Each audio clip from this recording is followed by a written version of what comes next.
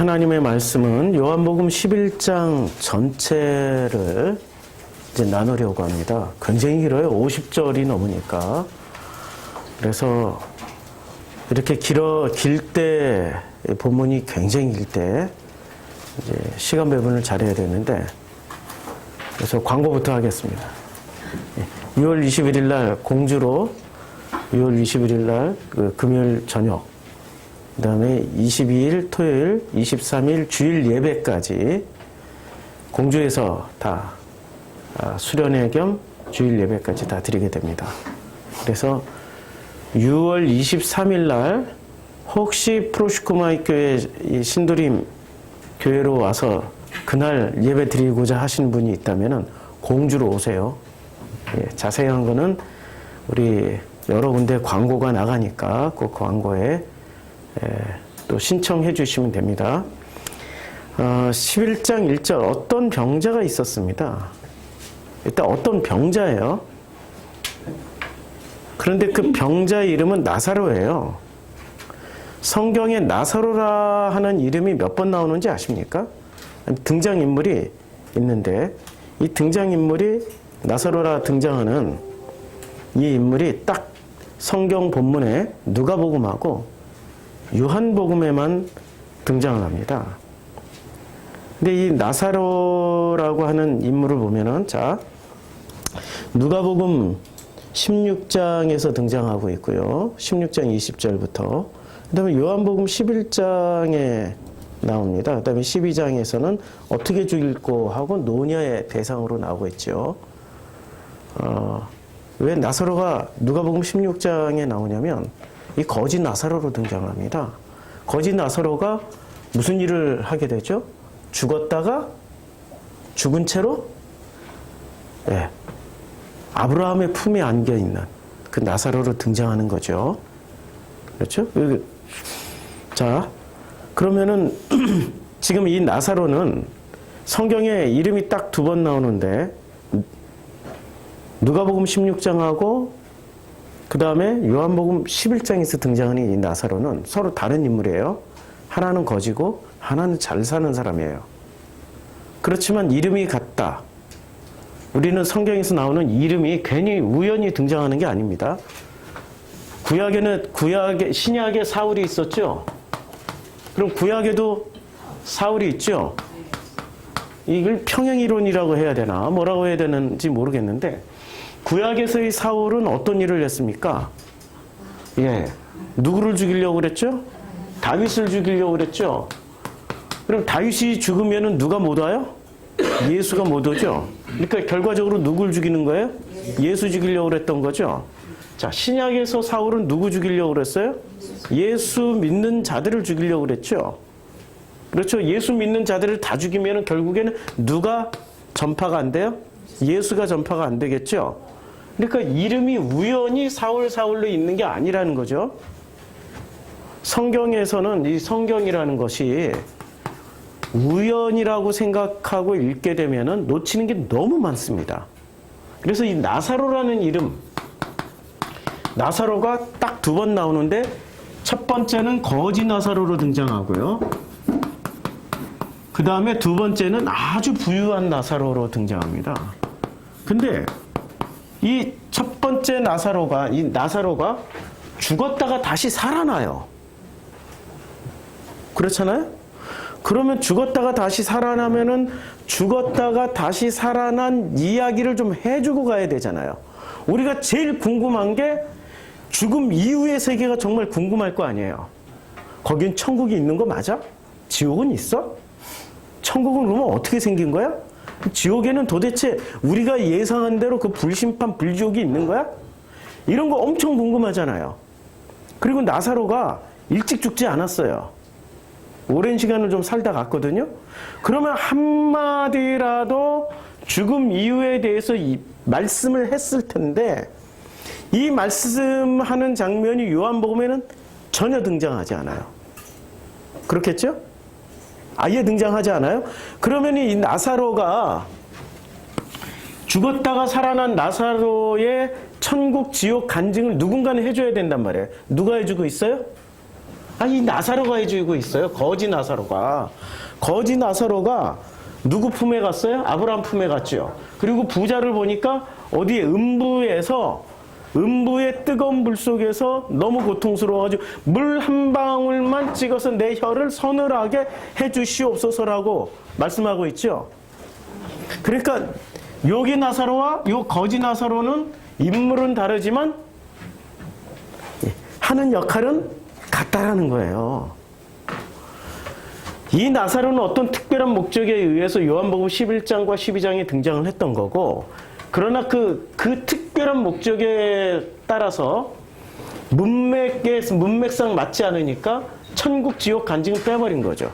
대신에 천국 지옥 간증이 어디서 등장을 해요? 누가복음 거지 나사로를 통해서 등장을 하는 겁니다. 성경 이제 이렇게 우리가 이해하고 11장 1절부터 읽어나가자고요. 근데 어떤 병자가 있었는데 병자 이름이 나사로예요. 어떤 병자? 그러면 거지 나사로와 이 나사로의 공통분모가 또 뭐가 있어요? 병이 있다라는 거예요. 거지 나사로는 어떤 병이 있었죠? 헌대. 온몸이 헌대. 근데 이 헌대를 어떻게 했어요? 누가 치료를 해주나요? 안 해주고 개가 와서 그 헌대를 핥고 있죠. 자, 성경에서 개가 뭔가를 이렇게 핥고 있거나 개가 뭔 짓을 하면은 개, 돼지가 주로 성경에서는 무슨 짓 하는 장면으로 나와요? 이 복음서에서는? 예? 진짜 복음이 오면은 어떻게 해요? 진주를 돼지에게 주지 말고 그 다음에 진짜 복음을 얘기하면 개는 물어뜯지요. 그렇죠? 그러니까 개가 박해를 하면은 박해 당하는 사람은 하나님의 사람입니까? 아니면은 개새끼한테 물려도 족할 만한 인간입니까? 그렇죠. 하나님의 사람이라는 거예요. 그러니까 헌대가 있는데 그 헌대를 누가 핥아요? 개가 핥죠. 그럼 개가 핥고 있는 헌대, 사람들이 보기에는 헌대예요. 보기에 흉한 끔찍한 병이에요. 아주 끔찍한 병에, 그런데 끔찍한 병에 거지 나사로가 걸린 거예요? 아니면 부자가 걸려 있는 거예요? 거지가 걸려 있는데 실제로는 지옥은 누가 갔어요? 그렇죠. 그러니까 부자가 보기에 이 나사로의 헌대는 흉하고 보기에 험하고 안 좋은 거예요. 그러니까 그 부잣집에 개가 가서 헌대를 핥고 있단 말이에요. 그러면 이 핥고 있는 헌대가 상대적으로 보이는 거예요, 지금? 상대적으로 이것이 복음을 알아보는 사람에게는 헌대로 보일까요? 보화로 보일까요? 보화로 보이고, 부자가 보기에는, 이 부잣집의 개가 보기에도 이거는 바르게 보이는 게 아니라 아름다워 보이는 게 아니라 뭐로 보이는 거예요? 그게 바로 병들어 있는 걸로 보이는 헌대로 보이는 거죠. 자, 나사로가 병들었어요. 어떤 병자예요, 지금. 나사로가 어떤 병에 걸려 있는데 이 병이 지금 이 거지 나사로가 걸려 있는 병하고 같은 개념이란 말이에요. 같은 개념으로 보면은 어떤 병이 걸려 있는 거죠? 지금 죽을 병에 걸려 있는 건가요? 아니면 다시 살아날 병에 걸려 있는 건가요? 살아날 병으로 걸려 있지. 그렇죠. 죽을 병이 아니에요. 다시 살 수 있는 병, 살아날 병이에요. 결론적으로 이 어떤 병인데 이 어떤 병으로 말미암아 나사로는 부활을 하게 돼요. 아직 이걸 참 논쟁이 많아요. 예수만 부활을 했다라고 얘기를 하는데 죽었다가 다시 살아나면 부활이잖아요. 그래서 부활이라는 단어를 써요. 그리고 생명이라는 단어도 써요. 그러면 이 어떤 병은 어떤 병이에요? 다시 살아날 병이란 말이에요. 부활할 병이란 말이에요. 자, 헌대를 통하여서 개에게 학대를 당했는데 이 거지 나사로는 어디로 갔어요? 예, 극락 천국 갔죠. 천국. 아브라함의 품에 갔단 말이에요. 자, 그러면 이 어떤 병에 걸린 나사로는 결론적으로 이 땅에서 부활을 하게 된단 말이에요. 다시 살아났다고요. 다시. 그러면 이 병이라는 눈에 보이는 혼대와 눈에 보이는 병은 우리는 보이는 그대로 해석을 해서는 안 된다라는 거예요. 이게 대전제예요.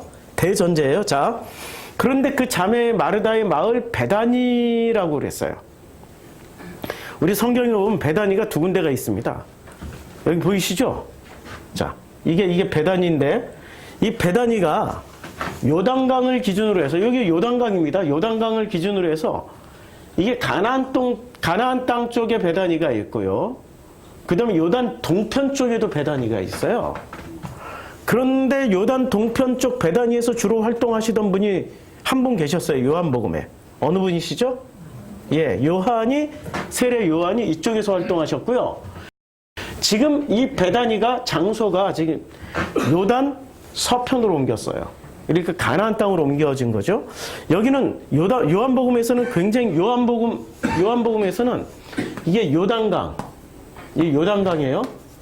요단강이고 여기가 사해 호수예요.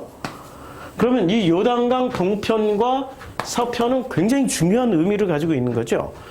어디로 들어가야 돼요? 출애굽한 백성들이 동에서 서으로 들어가야 되는 거죠. 그런데 세례 요한은 동쪽에만 머물다가 동쪽에서 사역하고 동쪽에서 끝났어요.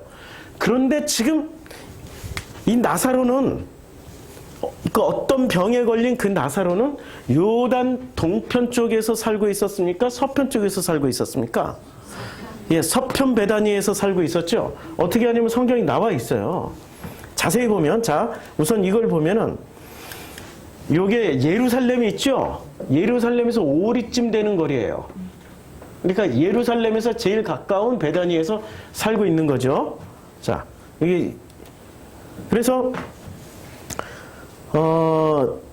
이제 나사로가 있는데 이 마리아는 향유를 붓고 머리털로 주의 발을 닦던 자요 병든 나사로는 그의 오라비더라. 지금 이게 마리아의 전적이 있어요. 마리아는 뭐를 했어요? 향유를 붓고 주의 머리카락으로 주의 발을 닦고 있었어요. 그리고 우리가 신학자들이 이 장면을 어떻게 해석을 했냐면은 예수의 죽음, 장사를 예비했다라고 그래요.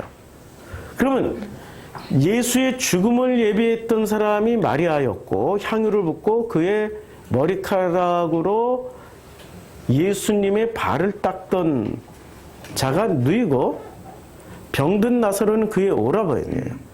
죽음을 예비했는데 오라버니가 죽고 오라버니가 다시 살아나요.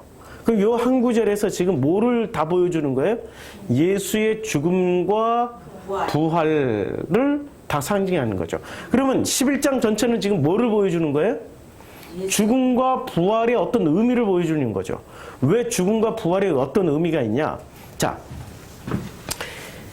베단이라는 장면이 우리가 지금 여기 정확하게 이게 요단 서편 베단인지 동편 베단인지 아직까지는 안 나왔어요.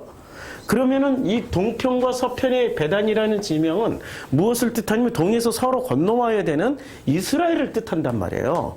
이스라엘 광야 백성들을 뜻하고 있어요. 그러니까 이 광야 백성들은 철저하게 어떻게 해야 돼요? 예수처럼 죽고 부활을 해야 된다라는 얘기를 지금 하려고 이 나사로라는 인물을 꺼내온 거예요.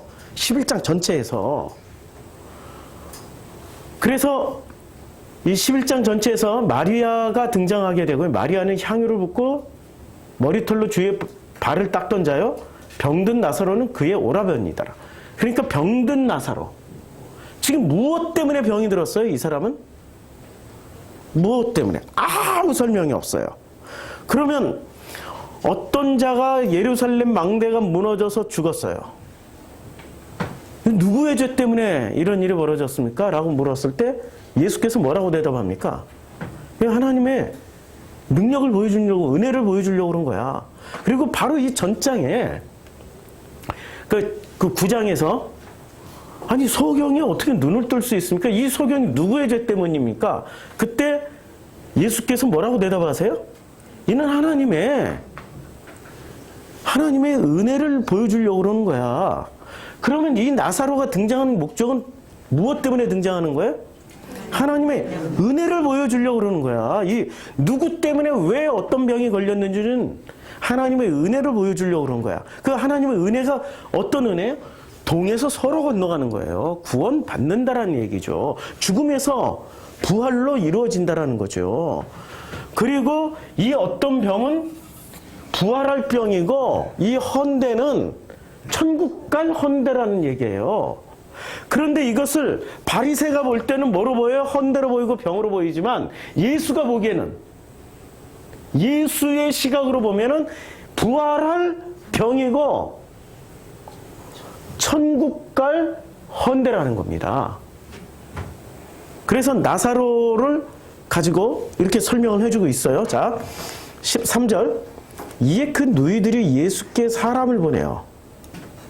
주여 보시옵소서, 사랑하는 자가 병들었나이다. 사랑하는 자가 병들었어요. 사랑하는 자가 병들었을 때는 어떤 일이 벌어집니까? 자, 이게 내가 너를 사랑해요. 근데 짝사랑이야. 철저하게 짝사랑이야. 나만 사랑하지 저분은 나를 사랑하는 줄은 몰라. 먼 발치에서만 보고 있고 언제나 이렇게 사랑하는 마음만 가지고 있지 관계 형성이 한 개도 안 돼 있어요. 한 개도 안 돼 있어. 한 개도 안 돼 있는 그 상황에서 내가 너를 사랑한다라고 하고 선물 보내주고 뭐를 맨날 쫓아다니고 그러면 그걸 뭐라고 그러죠? 스토커라고 그러죠. 스토커라고 그러죠. 스토커가 안 되려면 어떻게 해야 돼요? 관계 형성이 된 상태에서 하게 되면은 스토커가 아닌 거죠. 그렇죠. 예수는 아까 그 나사로를 사랑한다고 그랬단 말이에요. 얼마나 사랑하는지 나중에 눈물까지 흘릴 정도로 사랑을 해요. 그런데 그 사랑하는데 그 사랑의 그 마음은 있는데 하나님은 우리를 사랑하세요. 그런데 이 사람이 자기와 관계 형성이 안 돼요. 하나님과의 관계 형성이 안 돼 있는 상태에서 하나님이 사랑 고백을 하면은 이 사람이 기뻐할까요? 부담스러워하죠. 관계 형성이 돼야 사랑 고백을 해도 되는 거죠. 근데 관계 형성이 어떻게 되면 출애굽기 2장에서 보면은 관계 형성이 이렇게 됩니다.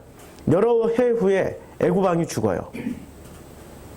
그리고 이스라엘 자손은 고된 노동으로 말미암아서 탄식하며 부르짖어요. 그 고된 노동으로 말미암아 부르짖는 소리가 하나님께 상달된 거예요. 올라간 거예요. 그랬더니 하나님이 어떻게 돼요? 그들의 고통 소리를 들으시고 하나님이 아브라함과 이삭과 야곱에게 세운 그의 언약을 기억하사 하나님이 이스라엘 자손을 돌보셨고 하나님이 그들을 기억하셨더라. 이게 지금 무슨 장면이냐면 사랑하시는 장면이에요. 이게 사랑하시는 장면인데 언제부터 사랑하세요? 부르짖었을 때 뭐가 드디어 회복된 거예요? 하나님을 찾았죠. 관계 형성이 됐죠. 그때부터 사랑하시는 거야. 부르짖기 전에는 사랑하실까요? 부르짖기 전에 사랑 안 했어요. 자 보세요. 감독들을 그 위에 세워요. 누구예요? 이스라엘 백성에 세우고 무거운 짐을 지어 괴롭게 하고 학대를 해요. 그리고 일을 엄하게 시켜요. 누구에게? 이스라엘 자손에게. 어려운 노동으로 그들의 생활을 괴롭게 해요. 그런 일이 모두 엄하였어요. 그리고 아들이거든 반드시 죽이라고 그랬어요. 이렇게 고통스러운 일을 당하는데도 하나님이 개입을 하실까요? 개입을 왜 안 하죠? 관계 형성이 안 돼 있으니까. 부르짖어야 관계 형성이 돼요. 힘든 일이 있는 거는 부르짖으라고 힘든 일이 있는 거예요. 고통스러운 일이 발생하는 건 부르짖으라고 관계 형성을 좀 하자고. 그래야 하나님이 개입을 하시든 말든 할 거 아니에요. 그렇죠? 그래야 하나님이 사랑을 보여주든 말든 할 거 아니에요. 보여주려면은 부르짖어야 되는 거예요. 요한복음 11장에 보면은 바로 이 장면이 저는 그렇게 읽힙니다. 주여 보시옵소서, 사랑하는 자가 병들었나이다. 지금 누가 얘기를 하는 거예요? 너희들이. 예수께서 사람을 보내요. 만약에 아파도 나 혼자 아프고 말지 뭐, 힘들어도 나 혼자 힘들고 말지 뭐, 내가 뭐 이기고 말지 뭐, 이렇게 하면은 예수가 올까요? 하나님이 올까요? 내가 혼자 이기고 말지 뭐, 내가 혼자 극복할 거야. 이게 바로 누가 힘이 더 세다는 얘기예요? 내가 더 센 거야, 내가. 피조물의 자리에 서보지를 않는 거야. 언제나 선악지식을 먹고 하나님처럼 되었기 때문에 하나님처럼 해결하려고 그러는 거야, 스스로. 스스로 해결하려고 그러니까 하나님은 아무리 사랑하셔도 기다리고 계시는 거예요. 부르짖을 때 비로소, 찾을 때 비로소 누가 가세요? 하나님이 가시고 예수가 가는 거예요. 보시옵소서 사랑하는 자가 병들었나이다. 그런데 예수께서 들으시고 이르시되 이 병은 죽을 병이 아니라 하나님의 영광을 위하며, 지금 모든 병을 대하는, 소경을 대하는 자세, 예루살렘 망대가 무너져서 죽은 사람들에 대하는 자세, 지금 이 나사로의 병듦을 통해서 보여주신 예수의 자세는 일관되게 똑같아요. 어떤 반응을 보이세요? 하나님의 영광을 위함이다. 일관되게 같다니까요? 나에게 고난이, 참 아시죠? 제가 얼마나 많은 그 고난과 고난 속에서 살고 있는지. 지금도 우리 성도님들 절반이 빠져나갔어요. 이 뭔가를 하나 안정되고 편안하고 쉽게 가려고 하면은 이상하게 나에게는 이 헌대가 달라붙고 이상하게 나에게는 이 병이 달라붙더라고요. 그쵸? 그럴 때마다 저는 무엇을 하게 돼요? 그렇죠. 부르짖고 예수 좀 오세요라고 하는 거죠. 헌대가 생기고 병이 생기면, 그런데 이게 개가 와서 핥으면서 모욕까지 줘요. 심지어는 아주 친한 가까운 어떤 목회자들까지도 정 목사, 그 정 목사한테 문제 있는 거 아니야? 그 누구처럼 얘기를 해요? 꼭 바리새처럼 얘기를 하는 거지. 네가 소경된 건 너 부모의 죄 때문이야? 너의 죄 때문이야? 예루살렘 망대가 무너져서 죽은 거는 누구의 죄 때문이야? 전부 뭐로 물어요? 책임 소재, 죄로 묻는 거죠. 그때 우리가 대답할 거는 어떻게 대답하면 돼요? 하나님의 영광을 위함입니다. 제가 어렸을 때 제가 이렇게 설교하는 게 저도 기적이에요. 제가 이렇게 설교할 줄은 몰랐어요. 정말 설교는 잘하고 싶었죠. 어렸을 때 제가 1987년부터 1987, 야, 이게 옛날에 87? 이게 드라마도 나온 그 해네. 1987 응사 94년 드라마에 나왔죠. 1994. 야, 이때 제가 첫 설교를 시작했어요. 저 교육전도사로. 설교가 뭔지도 모르고 설교를 시작했어요. 이때 제 소원은 정말로 설교를 잘하고 싶었어요. 어떤 설교요? 제가 그때 첫 설교를 하면서 무슨 기도를 했냐면, 하나님, 제 설교를 듣는 이 사람들 중에는 하나님을 만나며 아버지의 그 사랑을 통하여서 그 생명이 전해지기를 간절히 소원합니다 라는 기도를 드렸어요. 근데 내가 그 기도하기 전에 1987년도 이전에 1964년도에 제가 태어났는데, 이해부터 87년도까지 빼기 64 몇 년이에요? 이게 3년. 이 23살까지 23년 동안 저를 어떻게 다루셨게요?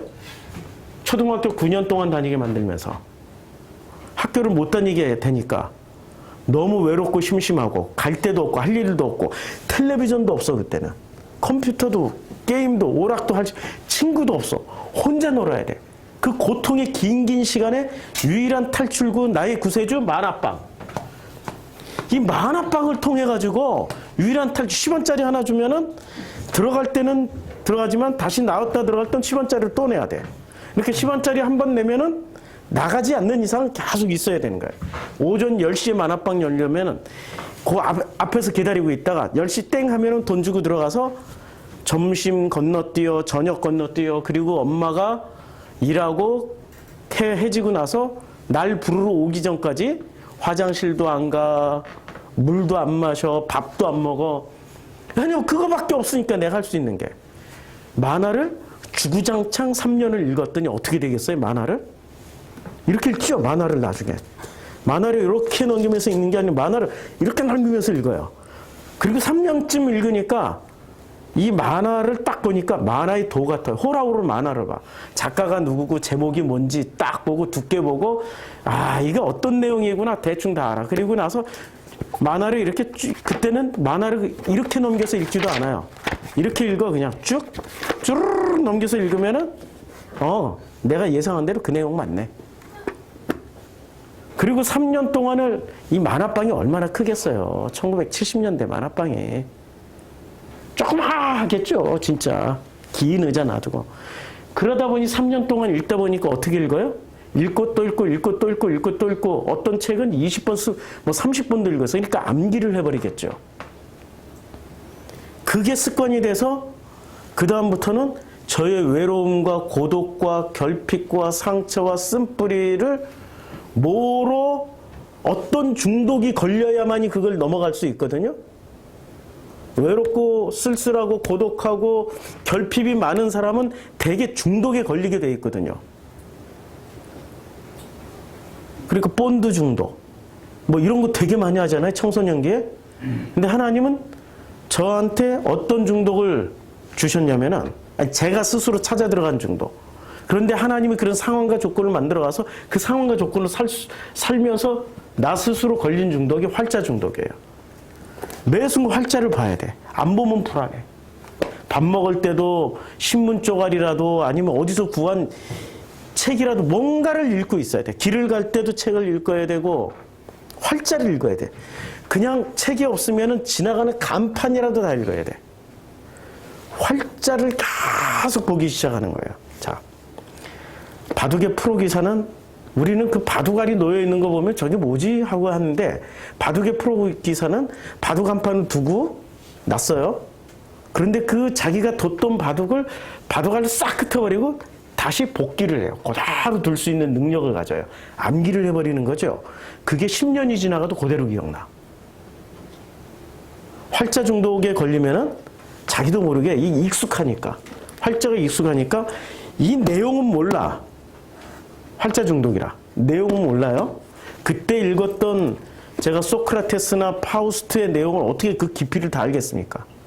그런데 어떤 능력이 생기냐면 그대로 사진 찍어놔. 근데 저장해 놓는 거예요. 무슨 내용인지 몰라. 그냥 계속 익숙한 게 제일 익숙한 게 사람은 기억을 할 때 패턴으로 기억을 합니다.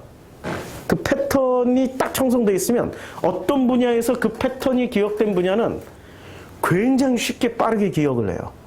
활자라는 이 매체는 이제 패턴이 저에게 익숙한 거예요. 어린 시절 내내 이 패턴에 익숙하니까 기억을 하는 거죠. 그런데 이것이 문제는 내용을 몰라. 순혈조합이 돼야 돼. 내용을 해석하고 순혈조합을 해야 되는데 주님이 저를 어떻게 인도하셨을까요? 87년 이후로 계속해서 해석을 안 해주다가 2000년도 들어오면서 2000년도 들어오면서 아프리카 선교사로 나가면서 세계 일주하면서 그러면서 서서히 순혈조합을 시켜줍니다. 그리고 그 순혈조합의 정점에는 제 아들이 먼저 하늘나라로 갔을 때. 그러니까 이 복음이 어떻게 해서 나오지? 라고 물어보면 헌대와 병을 통해서 나오게 되는 거죠. 우리 컴플렉스 있지요? 결핍이 있지요? 근데 저는 그 컴플렉스와 결핍을 이겨내려고 노력한 게 아니라 컴플렉스와 결핍이 주어진 상황과 상황에 그대로 살아갔어요. 그걸 순종이라고 하더라고요. 그것을 이겨내려고 하는 게 아니라 그걸 하면은 나중에 전혀 다른 영역에서 하나님의 은혜가 꼭 피어나게 되더라고요. 저는 나이 50부터 비로소 설교자가 된 거예요. 87년도에, 지금도 동안인데 87년도부터 제가 2000년도 요 사이에는 얼마나 동안이었는지, 진짜 동안이었어요. 제가 학교에 교목으로 있을 때 가끔 청바지 입고 티셔츠 입고 가면은 우리 학생들이 저를 학생으로 알았어요. 그렇게 동안이었어요. 그래서 무슨 생각을 했었냐면, 야, 그때 수준으로, 야, 내가 설교를 하려면은 내 권위가 인정이 안 되겠구나.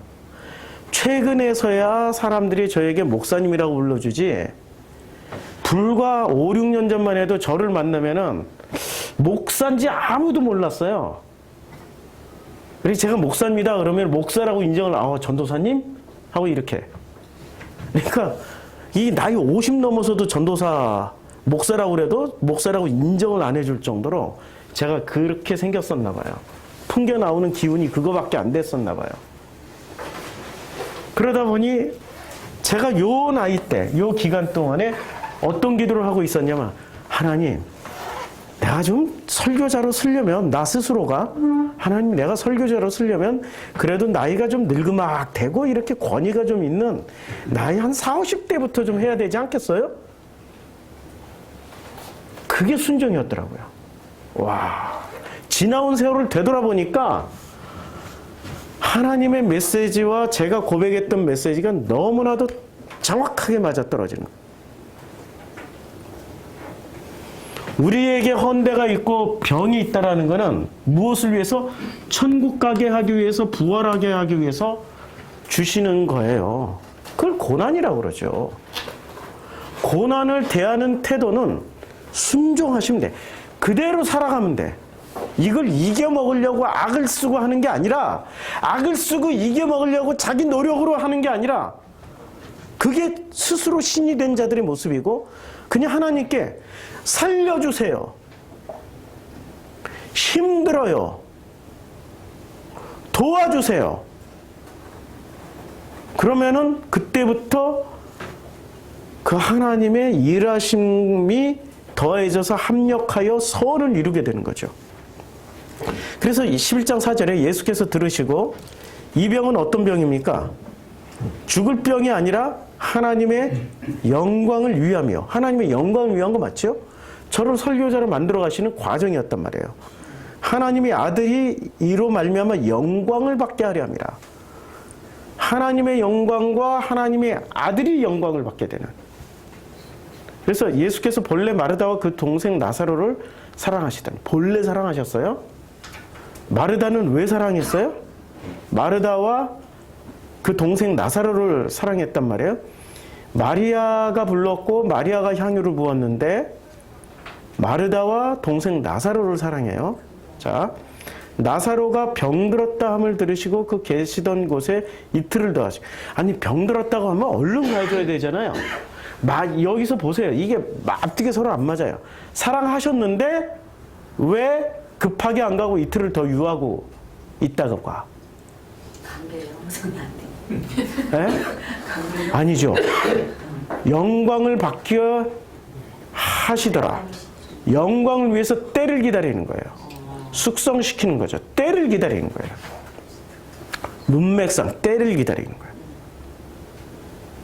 겨우 손가락 요만큼 다쳐온 거, 나은 거 가지고 하나님께 영광하면서 옆에서 다 웃어요. 겨우 여기 그냥 이렇게 살짝 피부가 스쳐서 빨간 그 흔적만 남은 거 가지고 요거 치유받았다고 하나님께 영광 이러지는 않아요. 어느 정도 돼야 하나님께 영광? 사람들이 이때는, 이스라엘 백성들이 어느 정도로 무감각해졌냐면은 죽었다가 살아날 정도가 돼야 그때 비로소 이야, 대단한 일이구나. 이미 소경이 눈을 떴어요. 9장에서 창세 이래로 이런 사건이 없었다라고 그랬어요. 그런데도 사람들이 돌아옵디까? 지금 요한복음에서 일어나는 기적을 보라고요. 첫 번째 기적이 뭐죠? 물이 변해 포도주가 됐어요. 할렐루야 하면서 돌아왔습니까? 그렇죠? 그 다음에 오병이어의 기적이 일어났어요. 많은 사람들이 예수를 따르긴 했지만 그러나 그들이 예수를 진정으로 알았습니까? 몰랐죠. 그 6장이란 말이에요. 6장에서 많은 제자들이 어렵도다. 이게 도대체 무슨 말씀하는지 모르겠다 하고 예수는 많이 떠나가요. 심지어는 베드로에게도 물어봐요. 너희도 가려느냐? 그럴 때 베드로가 뭐라고 대답합니까? 영생의 말씀이 주께 있사온데 우리가 네게로 가오리까 하면서 7장에 홀라당 도망가 버렸어요. 계속해서 기적과 이적을 일으키지만 이들은 정말로 부활을 소망하고 있고 천국 가기를 소망하고 있는지, 어떤 천국, 어떤 부활을 소망하고 있었을까? 이 사람들은 예수님이 말씀하신 부활과 천국 소망을 가지고 있는 게 아니라 누가 말하고 있는, 바리새가 말하고 있는 천국과 부활을 소망하고 있었단 말이에요. 바리새도 부활을 얘기했다는 거 아시죠? 바리새도 부활을 얘기를 했어요. 그러니까 바리새들이 말하고 있는 부활과 천국을 꿈꾸고 있었던 사람들이 유대인들이었어요. 근데 그 유대인들이 예수가 말씀하고 있는 부활과 천국으로 되돌아오려면 반드시 어떤 과정을 거쳐야 돼요?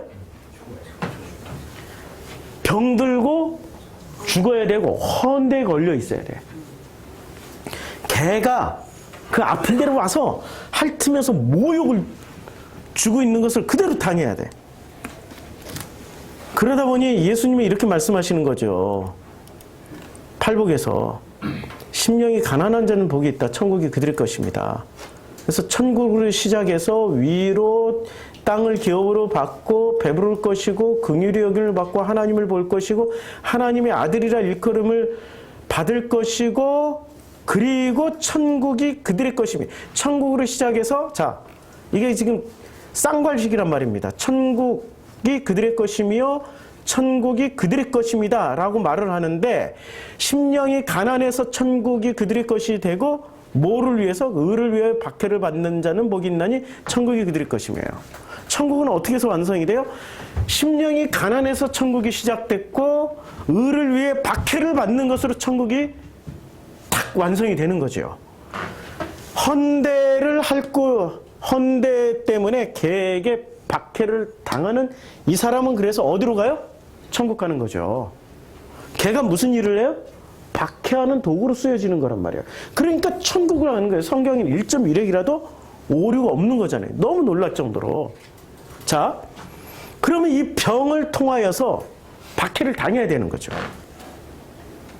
천국 가려면, 부활을 하고 천국 가려면 전제 조건이 있어야 되는 거지. 지금 나사로하고 누가복음 16장에 있는 나사로, 누가복음 16장과 요한복음 11장에 있는 나사로의 공통분모를 찾자고요. 근데 나사로를 사랑해요. 나사로를 사랑하니까 어떤 일이 벌어집니까? 나사로를 엄청 사랑했어요. 그러니까 12장에 가서 나사로가 죽임, 그 예수급으로 올라가서 죽이려고 그래요.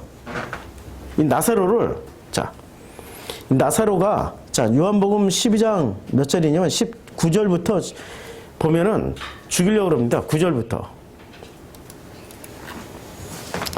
가난한 자들은 항상 너희와 함께, 유대인의 큰 무리가 예수께서 여기 계신 줄 알고 오니 이는 예수만 보기 위함이 아니요 죽은 자 가운데서 살리신 나사로도 보려 함이러라. 그리고 대제사장들이 나사로까지 죽이려고 모의를 하게 되는 거죠. 이제 드디어 어디 라인에 올랐어요? 예수급으로 죽임 당할 그 수준까지 올라간 겁니다. 자, 이 병은 이제 사랑하는 자가 병들었어요.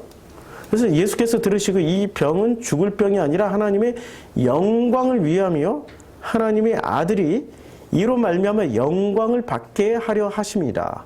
그러니까 이게 전부 다 영광 때문이에요. 예수께서 본래 마르다와 그 동생 나사로를 사랑하시더니 나사로가 병들었다 함을 들으시고 그 계시던 곳에 이틀을 더 유하시고, 이틀을 더 유하신 까닭은 영광을 위해서 그 후에 제자들에게 이르시되 유대로 다시 가자 하시니, 유대는 지금 베다니가 어디 있었어요? 예루살렘에서 5리쯤 떨어져 있었어요. 그러면 유대로 다시 가자 하는 말씀은 어디를 가자는 얘기예요? 유대. 예루살렘에 있는 땅이 유대 땅이잖아요. 그러니까 베다니 가자. 제자들이 말하되 라피여, 방금도 유대인들이 돌로 치려 하였는데 또 그리로 가시려 하나이까. 지금 제자들은 무슨 얘기를 했어요? 팩트를 얘기했어. 방금이야, 방금. 이게, 자, 보세요. 이틀을 더 유하셨는데, 제자들은 지금 뭐라고 얘기를 해요? 방금도. 이틀이나 지났으면 꽤 지났잖아요. 근데 제자들은 방금이라고 그랬어요. 이것을 상대적 시간 차이라고 합니다. 이 상대적 시간. 소풍 가기 전날 우리 어린아이들은 평상시 같이 시간이 안 흘러요. 왜 이렇게 내일 아침 해가 안 뜨는 거야? 지루해 죽겠네. 대한민국이 4강 전을 펼치는 날, 진짜로 축구를 좋아하는 대한민국 사람들이 그때부터 좋아하기 시작한 거죠. 왜 이탈리아하고 하는 그 전이 왜 시간이 안 가는 거야? 이거 전부 다 무슨 상대적 시간.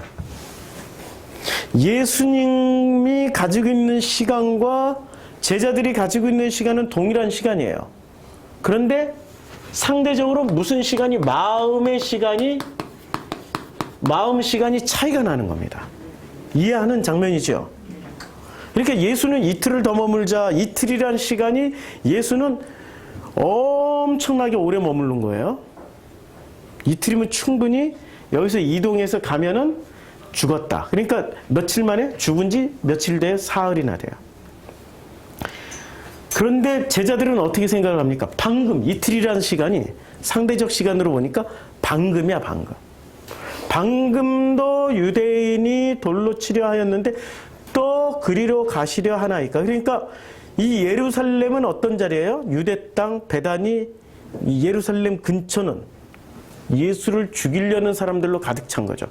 그 죽이려는 사람들이 어떤 거예요? 그 개들이란 말이에요. 헌대를 하고 있던 개들. 그래서 헌대 하랐는데 어떻게 됐어요? 개 때문에 그냥 죽어버린 거예요. 나사로가. 그러니까 이 병, 누군가가 지금 박해를 하고 있죠. 의를 위해 박해를 받는 자는 복이 있나니 천국이 저희들의 것입니다. 맞죠? 자, 예수께서 대답하시되 낮이 12시간 아니냐. 사람이 낮에 다니면 이 세상의 빛을 보므로 실족하지 아니하고 밤에 다니면 빛이 그 사람 안에 없는 거로 실족하느니라. 자, 낮에 다니면 이 세상의 빛을 보므로 실족하지 아니하고 밤에 다니면 빛이 그 사람에게 없는 거로 실족하느니라. 이 사람에게는 복음이 있는 사람일까요? 없는 사람일까요? 그러니까 빛이 있으면 밤에 다녀도 된다는 얘기죠. 근데 빛이 없으니까 다니면 안 된다는 얘기죠. 그러니까 복음이 없다라는 얘기죠. 그치요? 그럼 예수께서 이 말씀을 하셨을 때 이 말씀은 누구를 향해서 하신 말씀이에요? 제자들과 그 다음에 병든 이스라엘, 동편에 머물고 있는, 건너와야 되는데 동편에 머물고 있는 그 사람들, 빛이 왔을 때 빛이 온 것을 깨닫지 못한 사람들. 요한복음 시작이 그거 아니에요. 빛이 왔을 때 그 빛을 사람들이 깨닫지 못했던. 누가 못 깨달았어요? 바리새 못 깨달았죠. 제사장 사두개 못 깨달았죠. 유대인들 못 깨달았죠. 그리고 결정적으로 누구도 못 깨달았어요? 제자들도 못 세례 요한도 못 깨달았어요. 못 깨닫고 어떻게 얘기해요? 오실 그이가 당신 맞습니까? 아니 분명히 메시아 세상 죄를 지고 가는 어린 양이로다라고 얘기를 했는데도 그가 깨닫지 못했던 거예요. 그러니까 철저하게 요한복음은 세례 요한을 어디다 둬요? 요단 동편에다 둬버려요. 요단 서편으로 넘어오질 못합니다. 그러니까 전체가, 이스라엘 전체가 뭐라고요? 지금? 이스라엘 전체가 빛이 없는 거야, 그냥. 그러니까 낮에 다니면 이 세상은 빛을 몸으로 실족하지 아니하고 밤에 다니면 빛이 그 사람에게 없는 거로 실족하느니라. 여기서 중요한 게 낮에 다니는 사람들은 무슨 빛을 보고 다녀요? 이 세상의 빛을 보고 다녀요. 창세기에 빛이 두 가지 종류로 나옵니다. 하나님이 이르시되 빛이 있으라 하시니까 빛이 있었어요. 분명히 빛이 있었어요. 그런데 넷째 날 뭐를 만듭니까? 자, 하나님이 이르시되 하늘의 궁창에 광명체들이 있어 낮과 밤을 나누게 하세요. 낮과 밤이 언제 나뉘어요? 넷째 날 나뉘어요. 넷째 날. 그리고 광명체들 하늘의 궁창에 있어 땅을 비추라 하시니 그대로 돼요. 하나님이 두 큰 광명체를 만드서 큰 광명체로 낮을 주관하게 하시고, 낮을 주관하는 게 무슨 광명체? 큰 광명체. 밤을 주관하는 게 작은 광명체. 또 별을 만드시고, 하나님이 그것들을 하늘의 궁창에 두어 땅을 비추게 하시며 낮과 밤을 주관하게 하시고 빛과 어둠으로 나누게 하시니 하나님 보시기에 좋았더라고 그랬죠. 그러면 요한복음 11장에서 말하고 있는 낮에 다니고 밤에 다니고 할 때, 낮에 다니고, 자, 낮이 12시간 아니냐? 사람이 낮에 다니면 이 세상에 빛을 보므로 실족하지 아니하고 밤에 다니면 빛이 그 사람 안에 없는 거로 실족하느니라. 그럼 여기서 말하는 빛은 창세기 1장 3절의 빛일까요? 창세기 넷째 날의 빛일까요? 지금 넷째 날의 빛을 말씀하고 있죠. 진짜 근본적인 본래의 빛이 아니고 이 사람들은 지금 어떤 빛에 의지해서 살고 있어요? 피조물의 빛을 보고 살고 있는 거예요. 피조물, 하나님이 만드신 빛을, 그 빛을 진짜라고 믿고 살고 있는 거죠. 그렇죠? 그렇게 믿고 살았던 민족 중에 대표적인 민족이 유대 민족이었고, 그리고 그 빛을, 피조물의 빛을, 진짜 하나님의 오리지널 빛을 보지 못하고 1장 3절의 빛을 보지 못하고 넷째 날의 빛만을 가지고 메시아야! 라고 선포했던 사람이 세례 요한이었단 말이에요. 그래서 지금 11장 9절과 10절을 말씀하신 거예요. 이 말씀을 하신 후 이제 반응을 보자고. 이 말씀을 하신 후에 또 이르되 우리 친구 나사로가 잠들었도다. 그러나 내가 깨우러 가노라. 잠들었다, 깨운다. 이거는 지금 이 세상에 있을 수 없는 법칙을 말하는 거예요. 잠들었다, 깨운다. 죽은 사람을 살린다 하면 있을 수 없는 법칙이지만, 그러나 가능한 법칙이 되려면 어떻게 해야 돼요? 죽었다, 살아났다가 아니라 가능하게 만들려면 잠들었다, 깨운다. 이건 가능한 법칙이죠. 예수는 이게 가능했다는 거예요. 나 우리나라의 현역 예수로 활동하시는 분들이 희한한 소리를 하는데, 무슨 소리를 해요? 자기는 안 죽는데, 불멸한데, 영생을 한대. 그래서 영생교 교주 누구예요? 조이팔인가요? 아니, 그 사기꾼이고, 조이팔은. 있어요. 조머식이 있어요. 예, 조머식이 자기 영생한다고 그랬다고 홀라당 죽어버렸어. 예, 조이성. 야, 조이팔, 조이성, 갑자기. 조이팔은 금융사기. 예, 금융사기. 대한민국 최대의 금융사기. 몇 조를 해먹은. 자, 조이성 씨가 자기는 안 죽는다고 그러다가 홀라당 죽어버렸어. 그 후로 이 영생교회의 영향을 받은 그의 후예들은 절대 안 죽는데, 누가? 이만희. 아니, 자기가 안 죽는다고 말하지 말고 죽은 사람을 살려보라니까? 아니, 지금 죽은 사람을 좀 살려보라고. 쇼하지 말고. 있지도 않을 일을 가지고 언젠가 반드시 일어날 미래의 어떤 시점을 가지고 얘기하지 말고 지금 이 순간 죽은 사람을 살려보라고. 그렇죠? 그리고 너무 심플한 논리인데 우리는 거기에 다 속아 넘어가고 있어요.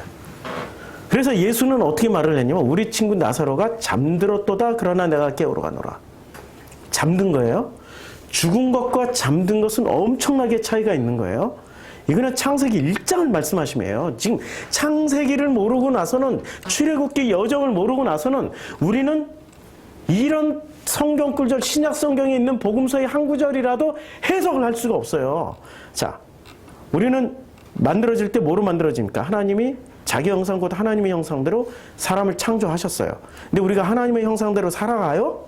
못 살아가고 있죠. 하나님의 형상을 회복하지 못했죠. 그러면 회복하지 못한 사람은 죽은 거예요? 잠든 거예요? 죽은 거예요. 잠든 거예요. 그렇죠.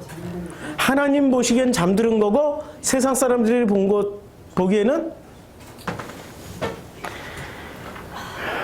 자, 같은 논리예요. 세상 사람들이 보기에는 헌데 걸렸고 죽을 병에 걸린 거예요. 그렇죠? 근데 하나님 보시기에는 다시 살아날 병이고 천국 갈 헌데란 말이에요. 우리가 지금 하나님의 형상이 깨어나지 않은 사람들을, 아니 거꾸로 얘기할게. 하나님의 형상이 깨어난 사람들을, 세상 사람들을 어떻게 봐요? 바리새는 저거 병 걸렸네? 저거 헌데 걸렸네? 이거 전염병이, 게다가 전염병이네? 그러면 어떻게 해요? 죽여버려야지 해서 십자가 못 박아 죽여버리잖아요. 그쵸? 그러면 하나님의 형상이 깨어나지 않고 그대로 깨어나지 않은 사람은 잠들었어요? 잠든 사람을 보면 어떻게 볼까요? 병과 헌대로 볼까요? 아니면 우와 의인이로다, 우와 하나님께 영광 돌리는 자로다, 이렇게 보겠죠. 지금 이해하고 있는 거죠, 지금. 네. 예. 아멘. 이해하고 있는 거죠. 이게 지금 성경을 읽어내기에는 성경의 말씀들이 굉장히 많은 것들이 숨겨져 있고 상대적 시각, 상대적 마음, 이 마음의 시간으로 봐야 된다는 거예요, 지금. 그런데 원칙은 어디 있어요? 원칙은 바로 모세 오경 안에 다 들어가 있단 말이에요. 그걸 통해서 재해석을 하자고 하는 거죠. 이걸 이해하지 못하면 머리가 나빠서 자기가 이해하는지 모르고 이단으로 확 정죄해버려. 지가 머리가 나빠서 그런 건데. 성경을 읽는 훈련이 안 돼 있어서 그런 건데. 성경 읽는 훈련은 뭐로만 했냐면 교리로만 해버린 거예요. 교리로만. 교리에서 어긋났다 확 정죄해버려. 아니고 성경은 있잖아요. 엄청나게 풍부한 데이터베이스가 있기 때문에 이것을 읽어내려면 굉장히 설교자들은 엄청난 노력을 해야 되는데 저는 엄청난 노력을 했는데 그 노력이 어떻게 노력을 했어요? 죽을 병에 걸렸기 때문에 노력한 거예요. 결핍과 상처. 근데 그 노력이 아니라 살려고 만화방에 갖고 활자 중독에 걸렸는데 그게 합력하여 서론을 이루게 되는 계기가 돼버린 거죠. 그것을 계속 저장시켜 놨다가 하나님이 나이 50대에서 써먹을 수 있게 그때 뚜껑을 열어주신 거예요. 그 전까지는 이렇게까지 제가 성경을 보질 못했단 말이에요. 그 시간까지 하나님이 그 된장을 숙성시키듯 김치를 숙성시키듯 푹 삭혀놓으신 시간이 필요했던 거죠. 잠들었다라는 게 바로 그런 의미죠. 하나님의 형상이 오랜 시간 잠들면 잠들어 있을수록 뭐가 돼요? 숙성되는 거예요. 그러니까 예수가 이틀을 더 유하고 계속 기다리다 가는 거야. 바로 안 가고. 심지어 회당장 야이로의 딸이나 이랬을 때는 주님이 어떻게 가세요? 며칠 후에 안 가고 바로 죽고 나서 바로 가요. 왜냐면 죽어야 보여주시니까. 그렇죠? 그런데 지금 나사로를 대하는 태도는 굉장히 오랜 시간을 숙성을 시켜요. 근데 이게 상대적 시간이 다른 거야. 제자들은 방금 돌로 출렸는데 또 가시려나 하니까 이렇게 얘기를 하는 거죠. 자, 예수는 누구의 죽음을 가리켜 말씀하시는 거예요? 그의 죽음. 나사로를 통하여서 무엇을 보여주시려고요? 당신의 죽음과 부활을 보여주시려고 하는 거예요. 당신의 죽음과. 그럼 당신의 죽음도 굉장히 오랜 시간을 숙성시켰죠. 그러면 수수께끼 하나 여기서. 예수는 몇 년 만에 죽임 당하신 겁니까? 30년 살다가 죽임 당하신 겁니까? 아니면은 창세기 1장부터 시작해서 지금 이 복음서까지 숙성되다가 죽은 겁니까?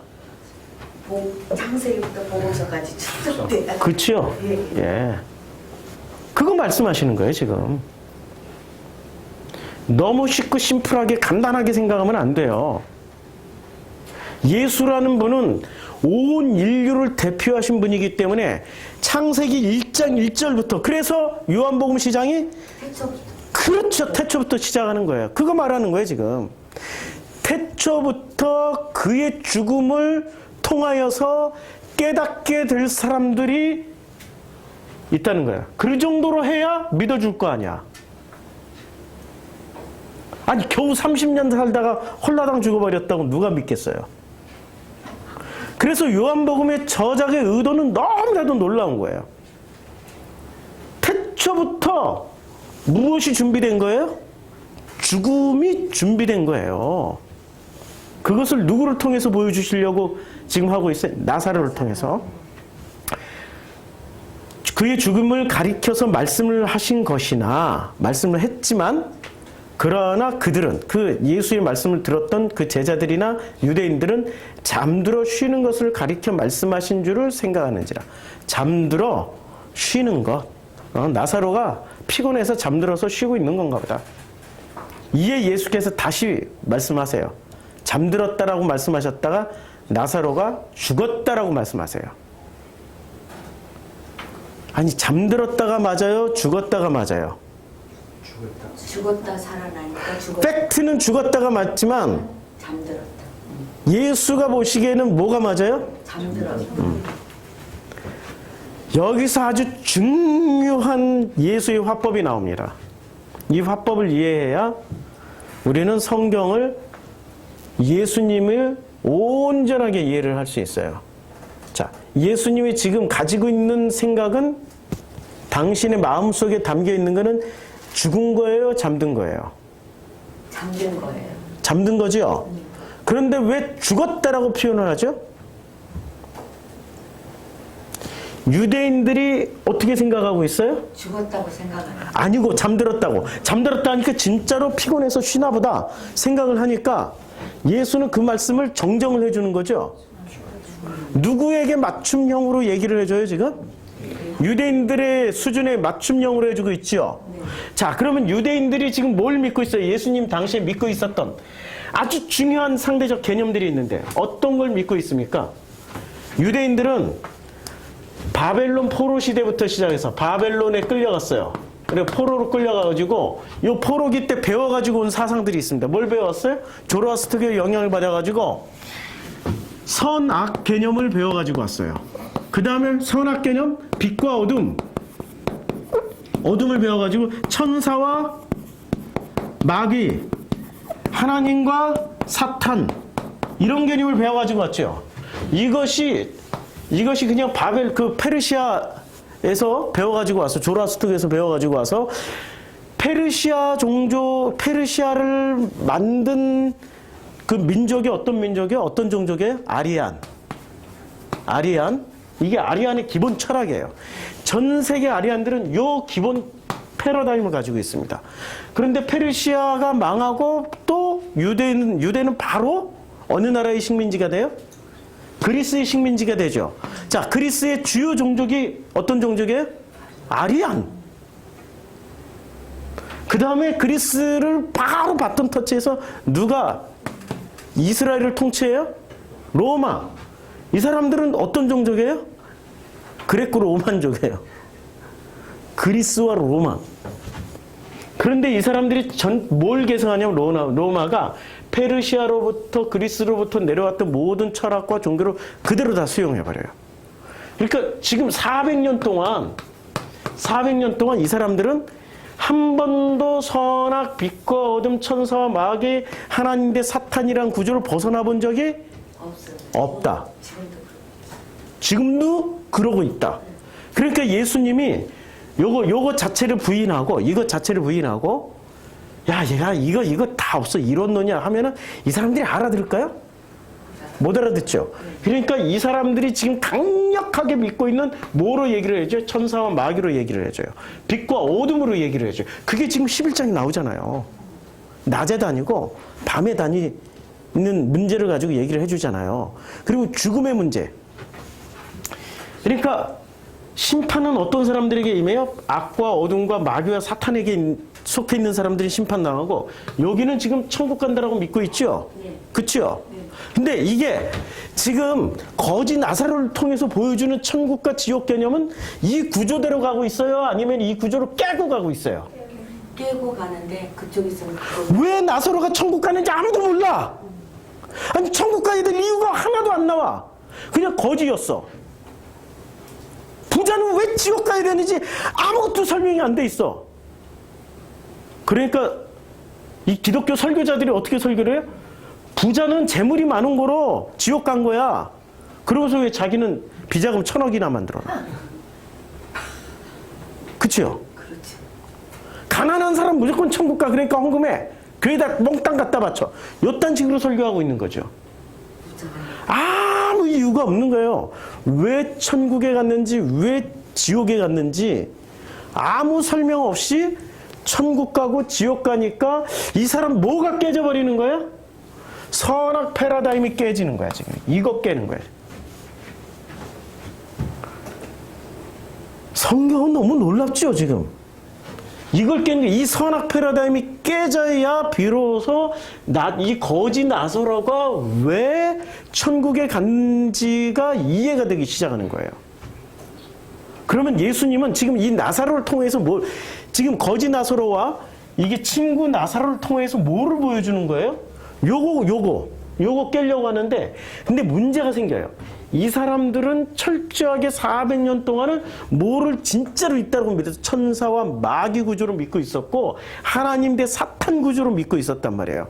그럼 그 사람들이 이걸 원하니까, 이렇게 말을 해야 알아들으니까, 말은 천사, 마귀, 하나님, 사탄, 빛과 어둠, 낮과 밤으로 얘기를 해준단 말이에요. 그렇지만 실제 의도는 이게 있어요, 없어요? 이게 하나라는 얘기야, 하나. 그러니까 잠들었다 했다가 죽었다가 했다가 또 잠들었다가 했다가 죽었다라고 하는 거예요. 죽었다라고 얘기할 때는 이들이 못 알아들을 때는 죽었다. 알아들을 때는 잠들었다. 우리에게 지금 오시는 그 하나님의 음성은 맞춤형으로 오신다라는 걸 기억하세요. 내가 하나님을 체험한 만큼 맞춤형으로 오세요. 내가 이 구조를 가지고 있으면 이렇게 똑같이 설명하시고, 그러니까 이게 은사주의자들이, 은사 받은 사람들이 쫙 하고 기도에 들어가서 보니까, 와, 뭐가 보여요?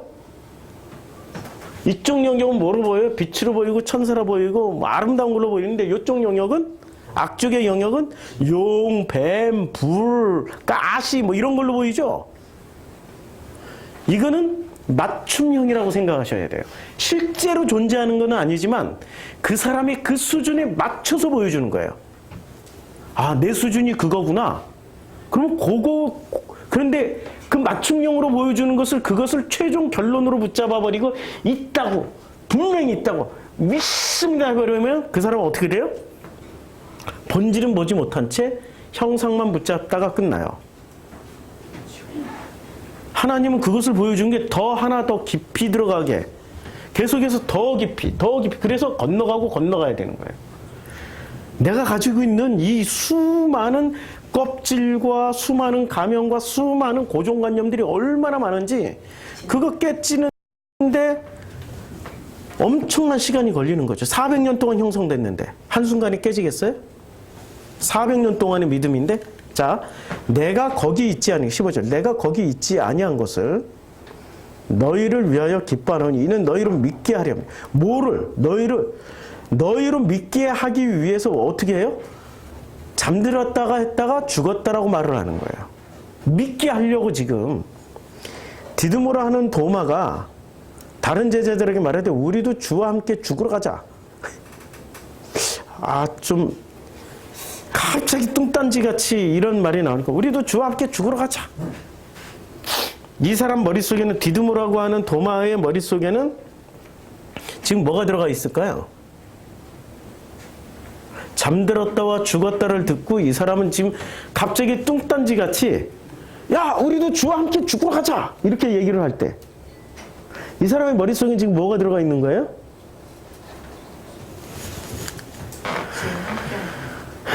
자 여기서 보면 주님이 자 방금이 어디서 나왔죠? 방금 예. 몇 절에 나오죠? 방금 8절에 나와. 예. 방금도 유대인이 돌로 치려 하였는데 그러면 이때 돌로 맞으면 어떻게 돼요? 죽지. 예. 그래서 디드모라 하는 도마가 용기를 내는 거야.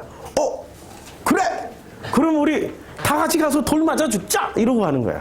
이해가 되죠 지금 이 장면이. 근데 이 장면이 왜 여기서 나와야 돼요? 아니 성경을 읽을 때는 왜라고 자꾸 질문을 던지라고. 왜 이 장면이 여기서 나와야 되냐고. 왜 이 장면이 여기서 도마가 여기서 나오냐고. 그러면 도마는 어떤 사람이에요? 일단 디드모라 하는 도마하고 다른 인물일 수도 있어요. 의심했던 도마. 확인하고 싶은 거야 지금. 도마는 확인하고 싶어 하는 거야. 뭘 확인하고 싶어요? 죽었다 살아난다. 아니고 진짜로 돌로 치려고 했던 대로 또 다시 가면은 또 돌로 칠까? 안 칠까? 확인하고 싶은 거야.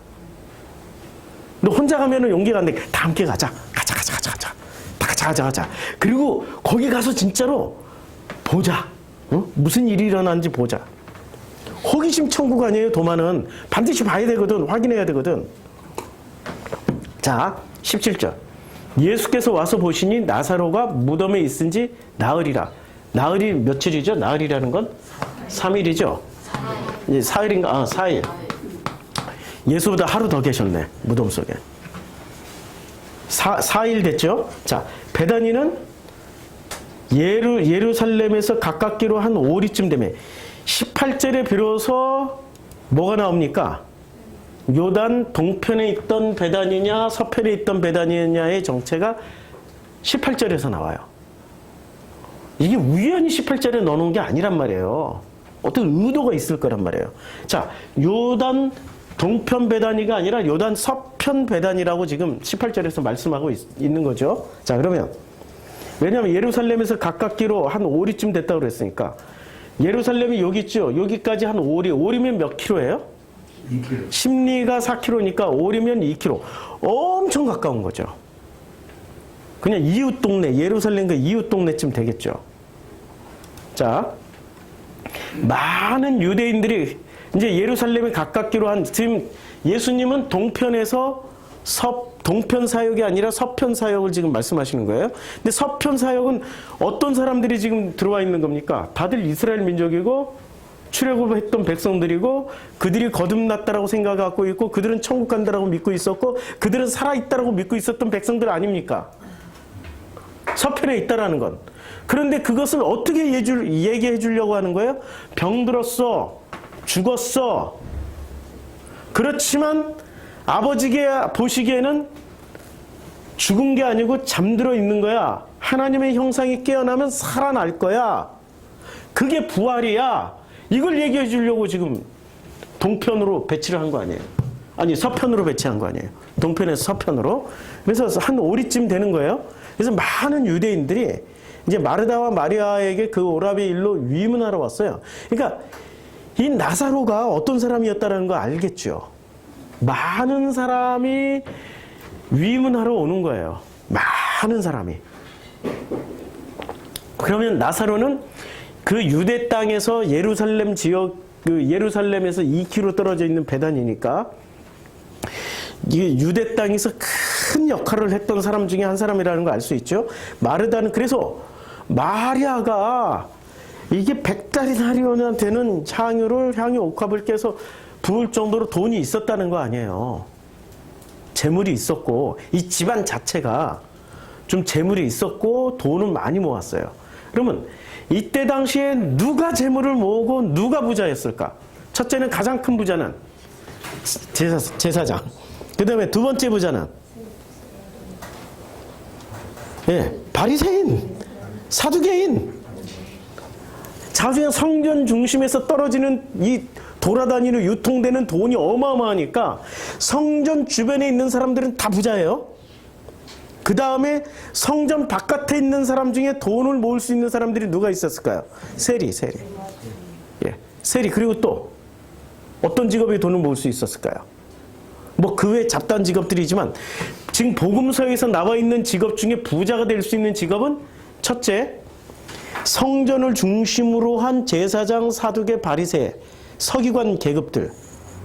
그 다음에 성전 바깥에서는 세리. 그 다음에 전통의 부자가 있었습니다. 전통의 부자들이 누구예요?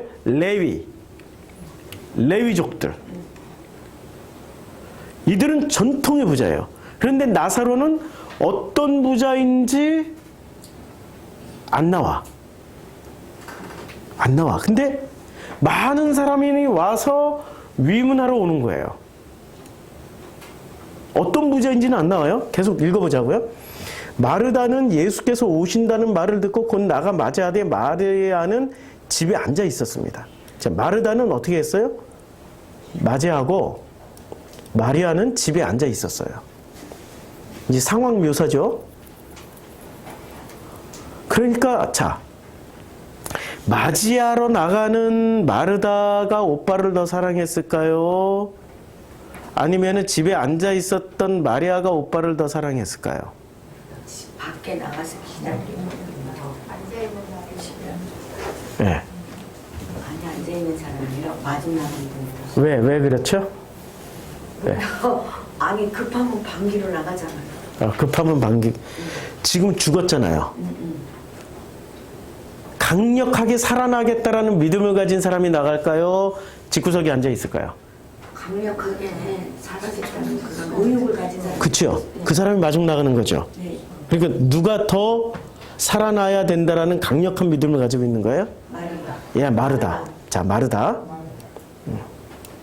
마르다가 예수께 여짜오되 주께서 여기 계셨더라면 내 오라버니가 죽지 아니하였겠나이다 라고 첫 마디가 그거였어요.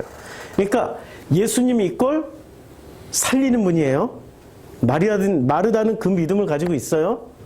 그러나 나는 지금 마르다의 고백을, 나는 이제라도 주께서 무엇이든지 하나님께 구하시는 것을 하나님이 들어주실 줄을 아나이다 라고 얘기를 해요. 고백을 하는 거예요. 그러니까 마르다가 예수 믿는 믿음이 더 셌어요? 마리아가 예수 믿는 믿음이 더 셌어요? 마르다가 훨씬 센 거죠. 그렇죠. 그러니까 먼저 나가는 거예요.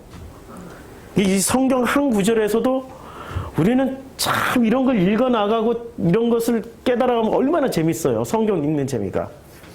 그 뒤에 다 설명이 부연 설명 나온단 말이에요. 자, 예수께서 이르시되 내 오라비가 그러니까 누구 때문에 다시 살아나리라라고 얘기를 해줘요? 마르다 때문에. 누가 마르다가 될 것인가? 우리 교회에서는 누가 마르다 역할을 할 것인가?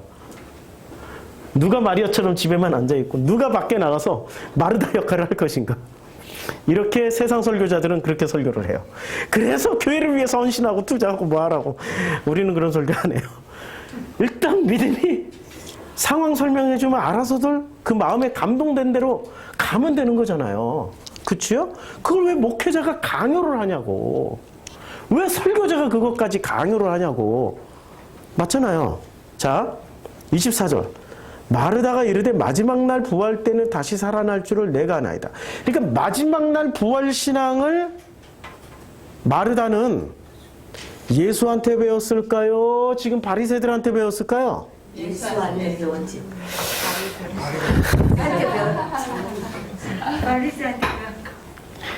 예수하고 바리새하고요 95%의 신학이 같아요.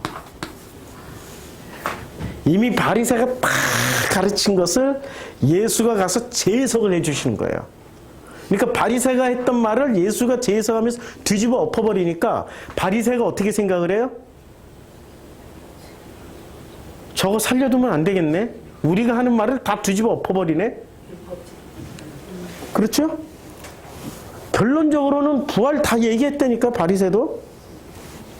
마지막 날 부활도 다 얘기를 한 거예요. 그러니까 바리새 중에 바리새였던 어느 분이 바울이 언제나 잘 강조하는 게 뭐였어요? 마지막 날 부활 아니에요. 아니, 이분 신학이 어디서 나온 거야, 지금 이 바울의 신학이. 바리새 중에 바리새였기 때문에 그 신학이 나온 거 아니에요. 이게 깊이 생각해야 될 문제입니다. 그래서 복음서를 충분히 읽고 깨달아야 그 다음에 바울을 읽으면 오케이. 바울이 수용이 돼요. 근데 바울을 통해서 예수를 수용하면은 문제가 좀 있어요. 그는 나중에 이런 얘기는 지금 얘기해봐야 우리 성도님들이 저에게 돌을 던지실 거니까 충분히 복음서가 깨달아지고 이해가 되면 그 다음에 드릴 말씀이죠. 자, 예수께서 이르시되 뭐라고 말씀하십니까? 나는 부활이요 생명이 나를 믿는 자는 죽어도 살겠고. 그럼 나사로는 믿었어요? 믿었죠. 무릇 살아서 나를 믿는 자는 영원히 죽지 아니하리니 이것을 내가 믿느냐? 제가 물어볼게요. 성경을 읽을 때는 성경을 내가 이 말씀과 내가 직면을 해야 된단 말이에요. 그치요? 직면을 해야 되는데 우리는 이 말씀을 직면하지 않고 관념으로 깨달으려고만 해. 제가 물어볼게요. 예수께서 이르시되 나는 부활이요 생명이니 예수를 믿는 자는 죽어도 살 것을 믿고 있습니까? 정말 죽어도 살 것을 믿고 있습니까? 예.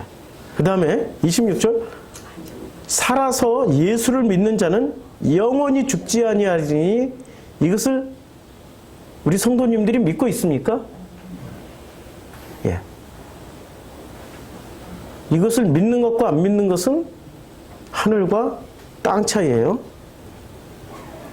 제가 87년도 1월 달에 거듭남의 체험을 할 때 이게 구체적인 그때 거듭남의 패러다임이 있어서 공식이 있었어요. 주마등처럼 자기의 모든 게 스쳐 지나가는 거야. 그러면서 모든 죄가 스쳐 지나가면서 눈물 콧물 쏟으면서 엉엉 울면서 회개를 하는데 저는 죄가 하나도 안 지나갔어요. 왜냐면 그 나이 때까지 진짜 죄 안 지려고 엄청 노력을 해요. 부자 청년처럼. 제가 부자죠. 그런데 그런 죄는 하나도 생각 안 나고 500원 꿔준 거. 그때 500원이면 밥이 한 끼였거든요. 제 나이 또래 군대 가기 직전에 사원. 나는 공무원이었고 얘는 사원으로 있어. 둘이 친구인데 500원 꿔준 거. 그때 내가 얼마나 지독한 유대인이었냐면은 500원 내놔. 500원 내놔. 500원 내놔. 이러고 한 달을 쫓아다녔어요. 이 친구가 나만 보면 피해 다녀. 500원 때문에. 내가 지독한 놈이었어요. 근데 그게 생각이 나는 거예요. 500원 내놓으라는 거예요. 아니 이게 왜 자꾸 생각나는데 그것 때문에 그게 히말라야 산맥이 돼가지고 나를 짓눌러 버리는데 피할 수 있는 길이 없는 거예요. 그 500원 그 무슨 죄예요 그냥. 500원 당연히 꿔준 거 500원 내놔 했는데 그거 하나만으로도 나는 죽을 지경이 된 거예요. 무슨 내가 대단한 범죄의 사실이 폭로가 돼서 죽을 지경이 된 게 아니라 거짓말한 것도 없지. 어디 가서 내가 욕한 것도 없지. 심지어는 컨닝한 적도 없지. 그러니까 500원 내나 하나 가지고 나를 죽여주시는데 그건 죄도 아니라 나는 죄도 아니라고 생각을 했단 말이에요. 근데 그렇게 죽을 지경의 죄일 줄은 몰랐단 말이에요. 근데 그 순간에 그 고통 속에 들어갔는데 이게 상대적 시간이 되어버린 거예요. 상대적 시간에 들어가니까 실제 현실 세계에서는 한 1초, 3초도 안 됐을 거예요. 상대적 시간으로 들어가니까 이게 1000년, 10,000년, 100,000년, 10,000,000년이 돼버리는 거예요. 영혼의 시간으로 들어갔어요. 그 짧은 현실 세계는 1초나 3초밖에 안 됐는데 내가 느끼는 그 고통은 영원의 고통을 느껴버리는 거예요. 그걸 이겨내려고 별의별 짓을 다 했는데 심지어는 어떤 짓을 했냐면 이게 우리 콘센트 있잖아요. 이렇게 꽂는 돼지고기 구멍. 요 구멍 찾았어. 여기다 이렇게 머리 뒤밀고 들어가서 숨으려고. 너무 고통스러우니까. 근데 재수없게 내 주변에 그게 하나도 없었어. 그냥 직면해야 돼. 그 직면이 몇백만 년의 고통으로 직면을 당하고 있는데 정말 죽을 지경이었어요. 그런데 그때 내 속에서 저 밑바닥에서부터 올라오는 한 가지 생각이 떠오르는 거예요. 아, 이럴 때 예수를 찾아야 되는 거구나. 이럴 때 예수 이름 불러야 되는 거구나. 그때 예수 내용을 잘 몰랐지만 주일학교부터 다녔던 거 아니에요. 내가 오직 배웠던 거. 그게 1000만 년 만에 생각난다니까요. 바로 생각나는 게 아니라 1000만 년 만에 아, 예수님 살려주세요. 딱 그 한마디 했어. 뭐 두두 장황한 말도 필요 없어요. 아까 출애굽기 읽었죠? 살려주세요 했잖아요. 야, 그 영혼의 시간 속에서 예수님 살려주세요 그 한마디 하자 모든 고통이 일단은 제 느낌에 3초 정도 딱 모든 상황이 정지돼 버렸어요. 그리고 그 3초부터 쏟아지는 그 생명의 감격, 감동, 그 고통에서 해방되고 생명으로 건너간 그거는 제가 이미 살아있으면서도 그 죽음 이후의 세계를 체험한 것과 같은 동일한 체험을 했어요. 천국 소망을 가지게 된 거죠. 그때부터. 근데 그때 정말로 소중했던 게 예수 이름 부르는 거였어요. 저는 그래도 예수 이름이라도 부르시라고요. 그런데 그 예수의 내용물까지 알게 되면 어떻게 되냐? 무릇 살아서 나를 믿는 자는 어떻게 돼요? 영원히 죽지 아니하리니. 예수 이름만 부르는 게 아니라 예수 이름의 내용물까지 예수라는 그 분과 인간관계가 형성되고 그 관계를 누리게 되면 어떻게 돼요? 살아서 나를 믿는 자는 영원히 죽지 아니하리니. 이것을 우리 성도님들이 믿고 있습니까? 예, 그러면 됩니다. 이르되 주여 그러하외다. 주는 그리스도시요 세상에 오시는 하나님의 아들이신 줄을 내가 믿나이다 라고 누가 얘기하고 있습니까? 마르다가 고백하고 있죠. 이 말을 하고 돌아가서 가만히 그 자매 마리아를 불러 말하되 선생님이 오셔서 너를 부른다 하시니, 이제 마리아가 이 말을 듣고 급히 일어나 누구께로 나가요? 근데 예수가 마리아를 불렀어요? 안 불렀어요. 근데 마르다가 뭐라고 얘기합니까? 마리아를 불렀다라고 얘기를 하니까 왜 이 얘기를 했을까요? 그 집에서 이렇게 끌어냈잖아. 그 집에서 끌어냈잖아. 출애굽기, 레위기, 민수기, 신명기에서 제일 중요하게 쓰여지는 단어가 문장이 이겁니다. 나는 너를 애굽 땅 종되었던 집에서 인도하여낸 내 하나님 여호와니라. 나는 너를 애굽 땅 종되었던 집에서 인도하여낸 내 하나님 여호와니라. 그리고 너는 나 외에 다른 신들을 내게 두지 마라. 이 구절이 구약 성경에 종되었던 집에서 인도해낸 내 하나님 여호와니라 이게 15번 나옵니다. 출애굽기, 레위기, 민수기, 신명기 전반에 걸쳐서. 자, 이 말씀이 굉장히 중요한 말씀인데 지금 마리아는 어떤 집에 앉아 있어요? 마리아가 앉아 있는 집은 죽음이 가득한 집에 앉아 있는 거잖아요. 그 죽음에 가득한 집에서 누가 꺼내준 거예요, 지금?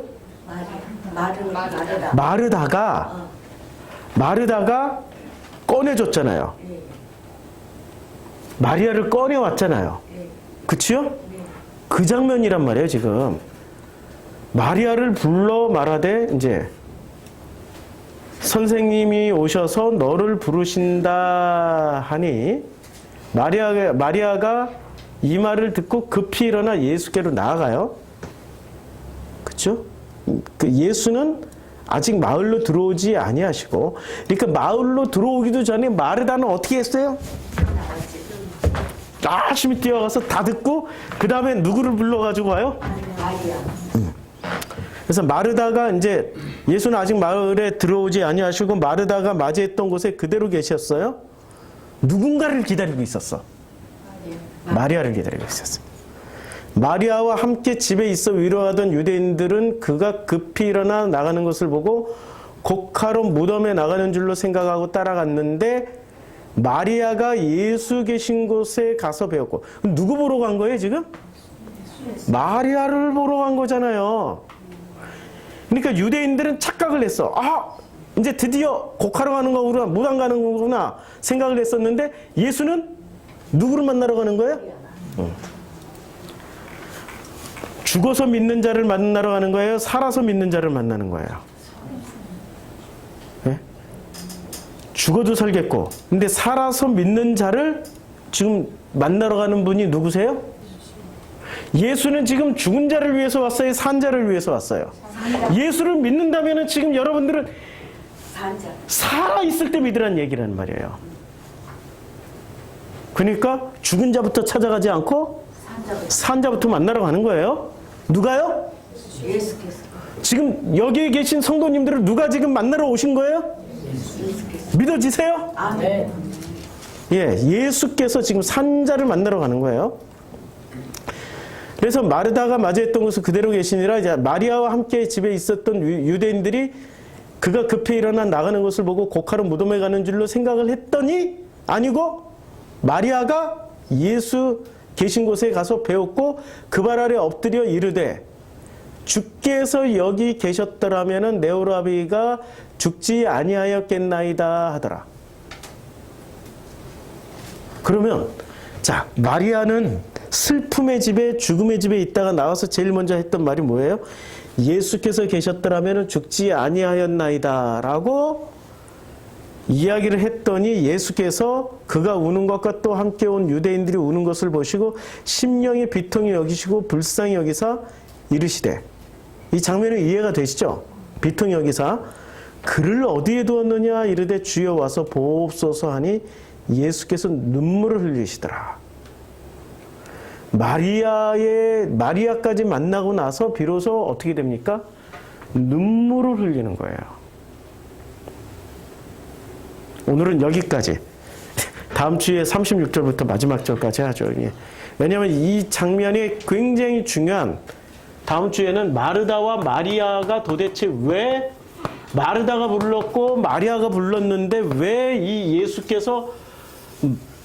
예수께서 이들이 지금 무슨 역할을 해요? 마르다와 마리아가 자기 오라비 살리는, 나사로 살리는 문제 가지고 왔잖아요. 이게 구약 성경에 다 나와 있어요.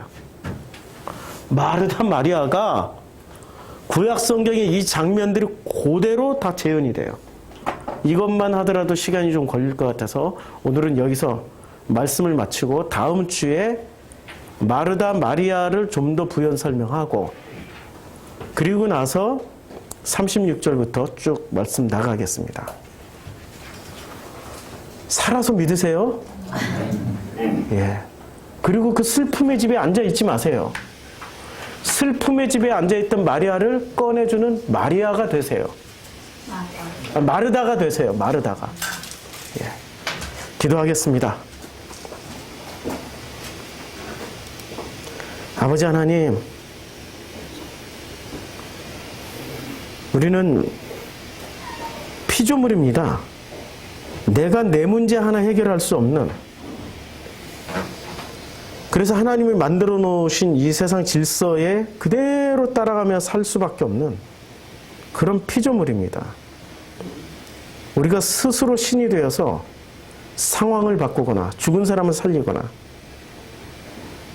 병 하나를 고칠 수 있는 것이 결코 아닙니다.